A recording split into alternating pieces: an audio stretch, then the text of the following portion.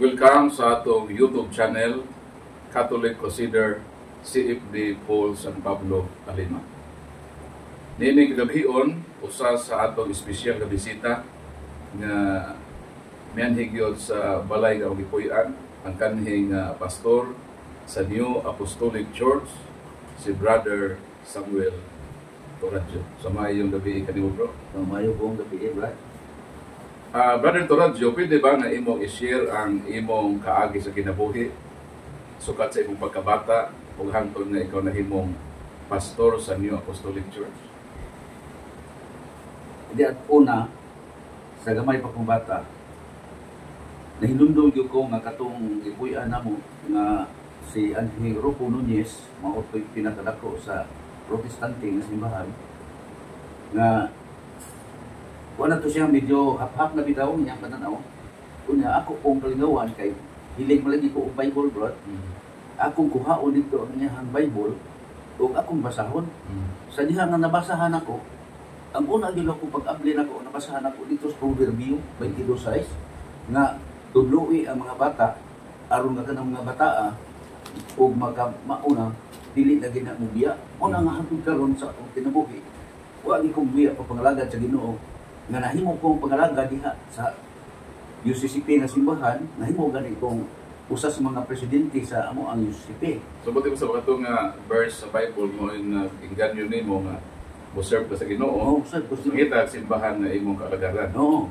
So nabunyagan ka sa UCCP. So, diyan dito nabunyagan sa gamay pa kong bata. Kunya hangtod nga sa diha na nga nahimo na kong tingkod na yun, wa gyud ko makontento sa mga relihiyon nga gitawag magud sa uban o protestante. Wa ko makontento mo na nga nagpangita di ko sa gusto niya. Tungod lagi kay nagpangita man ko, nakakita ko nako ang mga Adventist. Hangtod nga ila kong gidoktrinahan, misuway po ko kayo biyang Ginoo nga sulay ang tanamatang sa espiritu kunya pa sa Ginoo. So kuman sa UCCP, balita po ka o Oh, gidoktrinahan ko sa bunyagan mo dito. Oh, gibunyagan di ko. Pero usa ra ka bunyag, wa na gyud ko mubalik kay ano, usa ka punto nga wa na kumayon eh. Diha sa ko ani ang wali nga ingon gyud tinahangan ang imong ikapulo dad on gyud dili simbahan kay kanang dili mo dahil sa ikapulo kawatan na nako natawana. Muna nga 14 gyud kausawan na gyud ko mubalik. So yung mong nakita nga may something pangwarta ng religion. Pangwarta. Wa gyud ko ka ayon sa mga muwali. Dahil human sa Seventh Adventist, asa naman po kami pa doon? Nadoktrinahan ako ko kay wa ko mura mo na independente nako. Doktrinahan ko sa New Apostolic Church. Pag doktrinahan ako sa New Apostolic Church, moto nga giswayan na pud nako. Kung sa katinuod kay ang iyang doktrina mura mo Katoliko. Kay ang iyang patukuran ang Matthew 16:18. Pero ang nagka-diferensya kay dili mo tuo sa inahan ni Jesus. So, meaning, Brad Toradjo, ang New Apostolic Church, dito din ka nagdugay? Dito ko nagdugay. Pila ka years ka dito? 15 nga to pa. Basta kay 15 ko kato ikapin. So, sa may mong magkasidatian sa dito pagka sa maong relihiyon nga nung naabot man ka sa posisyon ng mong pastor sa New Apostolic Church? Ang ako na sinati dito, nga wa yun ko makaingon nga husto yun kay sa diha na nga adto tas mao dapit isuguon ta. Kinahanglan attendance unya na may mupit pila ra man ka o patingan lagi mga protestante hindi tayo gyud na ang mutambong. Like sagaran po 15 ka po. Nya kay ang among dagko pag moingon pa pud nga kagamay ba aning imong membro? So kadto nang nana kay masimbahan ato nga tayo. Oh, di ako nagdaan og simbahan. Nagdaan ako. Sa may mga posisyon kani adto sa mong simbahan. Primero gyud akong posisyon, praise. So pare. Pare. Naghimo ko district priest kana di distrito na gyud ko nga pare hantod nga nahimo ko nga kana shepherd. Pastor na gyud. Pastor na gyud. So pila man kasimbahan na imong nadala sa una sa Apostolic Church? Kutog sa kanang nasingin, kanang isla mga isla ba? Sa bukid. So, sa Bohol area. Bohol area raw ako kato Cebu. Kawali gani ko og Central Church sa Tagbilaran. Nakawali ko dira. So meaning daghan ng imong nakapit pod nga mga Katoliko na sa tinuhan, pero ang problema lang kay dili gyud iyon kadaghan. So mo tong ikutahan mo nga ug mga membro mo tong nakapamakak na hinong ka kay mamakak lagi kay makap nga Lima na may usa, lima ra ka buok. Ibutan na lang kung uno sa dakli, kilit, pero 15. McKinsey. Oo. So, ang reporting, taas ang Taas sa reporting, report. pero Ang sa actual, nandun. gamay ra gyud ang Gamay ra gyud. Gamay ra gyud ang manambong na. Mm. Pila ra may mutambong nya usahay o muda ang buwanto mo mga kadagkuan magdaw kindi para sabon sa mga bata aron ng mga to. So sa inyong time, soldado mo with bonus pa sa No. kada December. No. Pero ako yun ang gibiyaan ba? Gibiyaan yun So ang pila ako. ka years ka na himong pastor dito? 15 years. Kids ka naman, kids ka to ikapit. Suma, imong gibalansi man. Oo. So, 1987, 1987, 2002. 2002 ka ni Bia sa New Apostolic Church. So, Unya, 15 napunyagan. years. Amo to nga, di ka na to, wala ko ma-independente, kaya napunyagan, kalingawan ako, dool ni Father Matt Gonzales, mo ginay nagbunyag na ko. So, ang imong turning point bro ba nga from New Apostolic Church, nagkatoliko ka, unsa may naka-attract nimo nga biyaan nimo ang New Apostolic Church o sagupon nimo ang simbahan ng Katoliko? Unsa may nag-lead sa imong journey sa imong conversion? Ang nandiruan yung nagapa-attract na ko nga, maog yung tinuod. Kaya na Matthew 16-18, dito sa 19 nga, Pedro, ibabaw ni Bato pagkatukuro mo kung akong simbahan. Mo ginay usa sa mga kuan. Unya, mo man pud gida sa New Apostolic pa ko. So meaning kana ang New Apostolic Church mo kadto nga bersikulo kanang Matthew 16:18. Oh, Nga sila po na mo po nila patukuranan. Pero ang diferensya lang kay wa mo ila sa mga kasantusan nato na dunay mga imahin, wa mo ila sa inahan ni Hesus na ipasalikway kay mura makuno ra og tambal ba. Ang tambal suod sa botilya mao ra imnon kunya ilabay ra ang mga pasiyok. Mo na yung mga patukuranan mo di ko umangay kay ug atong inahan og mayuna na ato nila isalibay ay ayo na inahan ra na sa ato Ginoo. So meaning naka-attract nimo kadtong 16:18 nagtukod si Kristo, then imong na-realize nga dili ni ang New Apostolic Church. Dili mo na si kaya na amatay record dyan 267 ka mga santo papa. Ang tarong panahon na. Okay. So gawasan ang mahal nga Birhen na Maria. Mo binay. Ganyan. Oh. Gani magampo ta. Iuban pa gani gyud ang atong inahan.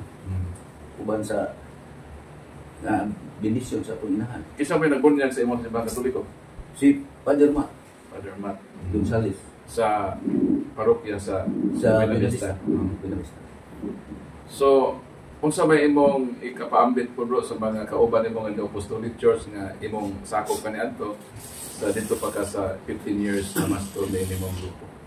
Ako gihangyo sila nga ako kay di naman ko diri karon sa Katoliko manghinaot ko nga ang ako mga igsuon kay magagado ra mga protestante na ko igsuon sa mga sa Bago o sa ubang dapit sa Benavista ganin ang Rupuhil pipilar gyud ni kabuk dihang Katoliko pilar ka katawo ang Katoliko tungod man lagi ang mga protestante mo pinakabaga unya nahimo kong presidente suod sa 7 ka tuig sa kapilya unya nakapabunyag di pud ko og mga Katoliko sa mga simbahan. Ato maganiro sa Cebu nagpuyo pero nakunyagan dito. Portis India gyud.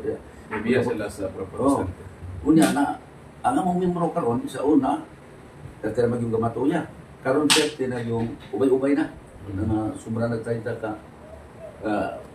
ka membro. So meaning sa inyong lugar nga baga ang protestante, so hinahinay nagbalik ang mga protestante sa simbahan ng Katoliko sa inyo pong gihimo nga evangelization dito sa inyong lugar. Oo.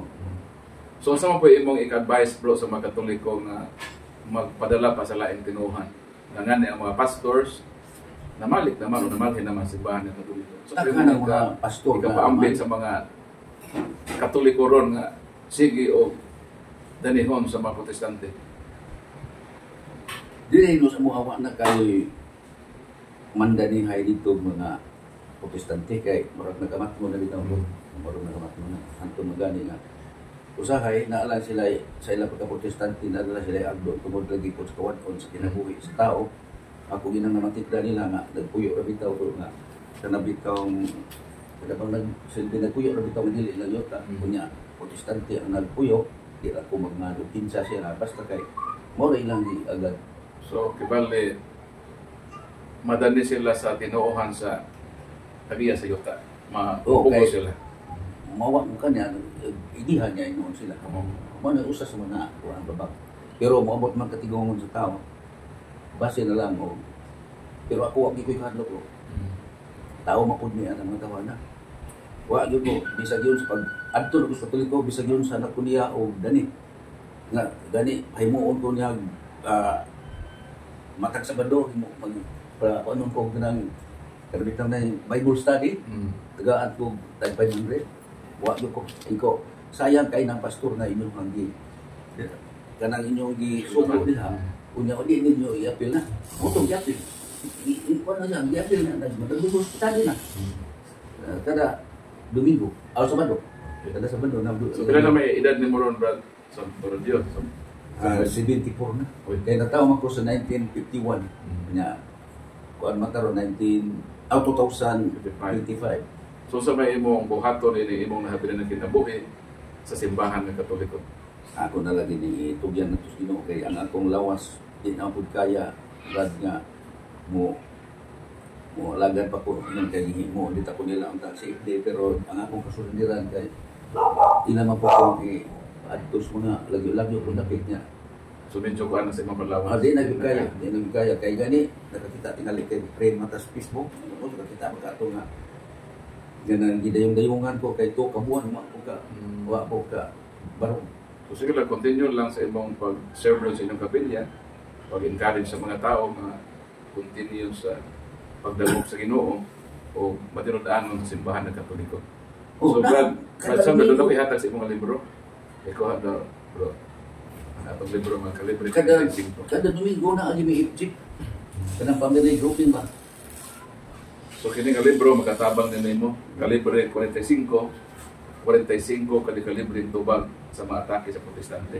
So ako nang iregalo nimo o ang isa ako regalo sa imong anak. Dugang ning kalig-on sa akong pagtuo. Kay salamat kayo sa imong panahon no, sa pagpaampit sa imong kinabuhi. Salamat ang Diyos, panalangin ka nato tanan. Iyan po nato si Brad Samuel Radio na kanhi 15 ka tuig nga pastor sa New Apostolic Church apan ni ana karon ug magpabilin siya sa simbahan ng Katoliko sa nahibilin niya kinabuhi. So dalaygon ang Ginoo. God bless ka natin.